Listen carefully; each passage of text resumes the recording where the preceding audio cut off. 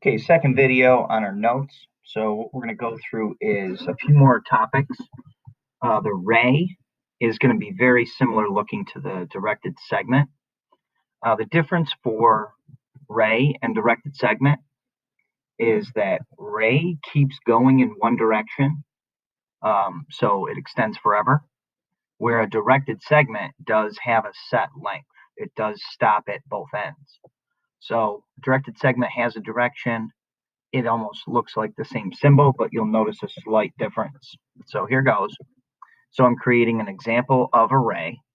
If you go from B to C and keep going, B ends up being the end point, even though we would say, oh, that's the starting point. Okay, in our minds, we can think of it as the starting point.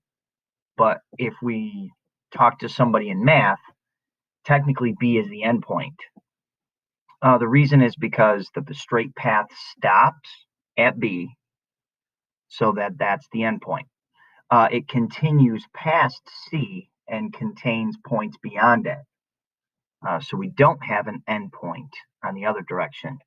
Very tricky, very confusing. You'll have to go through that a few times to comprehend that. So that's what it's talking about right there. Again, the straight path is established by our 2 points B and C. Okay, that's the idea of naming these 2 points. Okay, then it stops at B and continues forever past C. So B is the end point. It's got infinite length.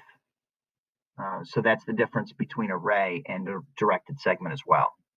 Okay, here's another question that's going to come up.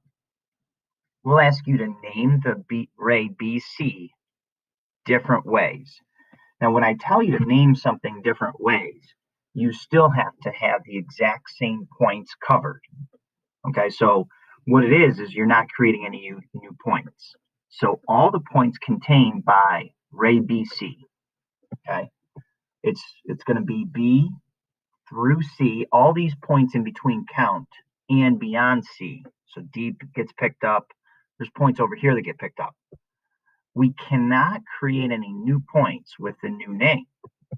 Now, B to D still has the same straight path that's established.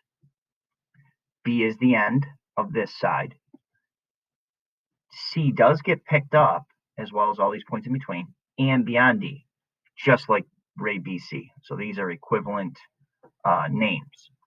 And of course, BCD, right?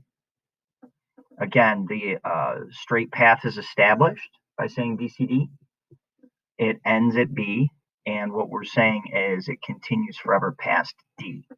All right, so all three are the same names of that same shape, containing the exact same points.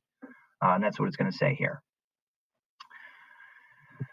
Okay, backing up, if you looked, the reason BC is not the same as AC with the arrow this way is because there are some new points that are created. So between A and B, there's several points that are introduced. We don't write a ray symbol backwards. We don't write it right to left. Opposite rays are next, okay? BD and BA. The reason is because A, B, and D are all along the same straight path.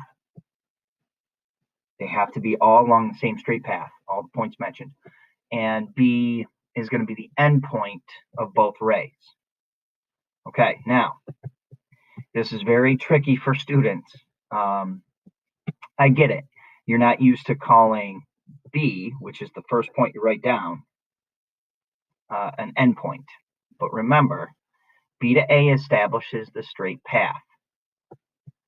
The point that it does not continue in the direction of is the endpoint, B. Okay?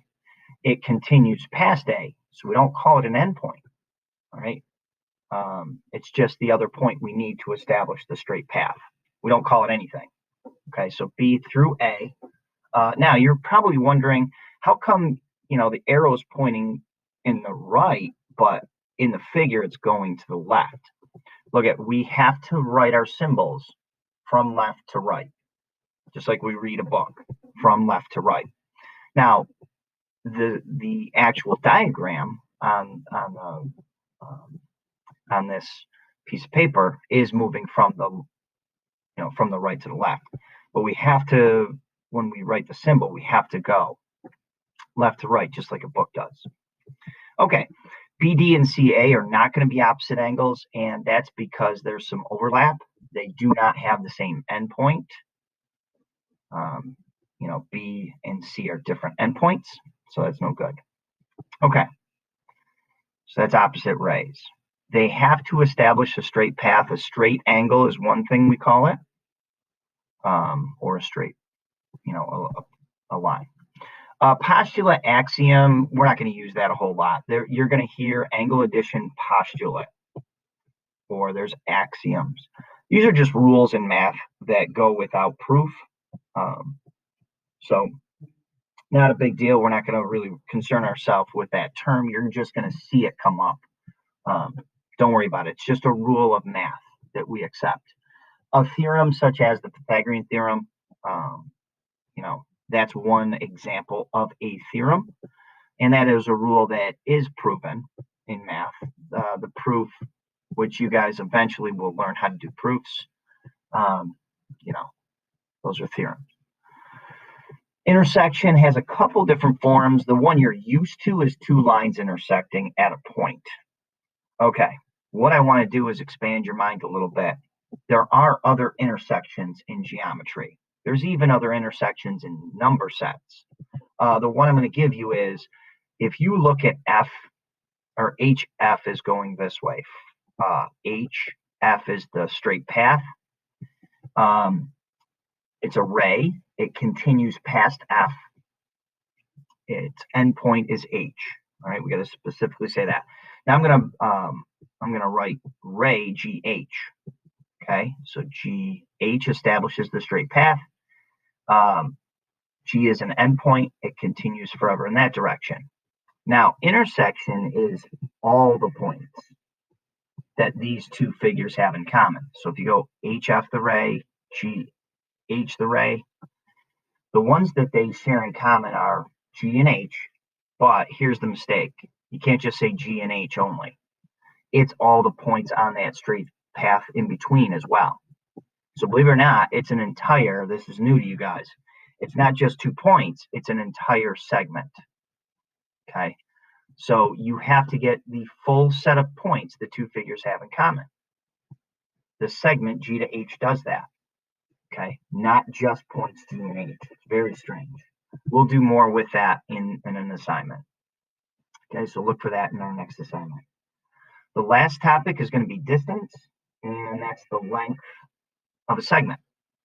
Okay, now when we have a straight horizontal path, a number line, which we will have this year.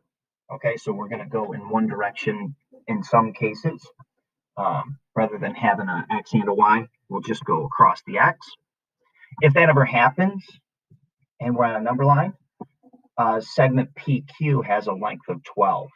What you're going to notice is we don't put a bar above PQ for the segment symbol. We don't when we're talking about its length. If you do, I'm never going to take off for it, but I'm not going to. Okay, if it's missing the bar, it's because it's a length, and I'm not supposed to have the bar above it. Okay, so these are minor little things, but that's not something I'm going to dock points off of you guys for. All right, so now the more typical is when we have, we're going to have coordinates.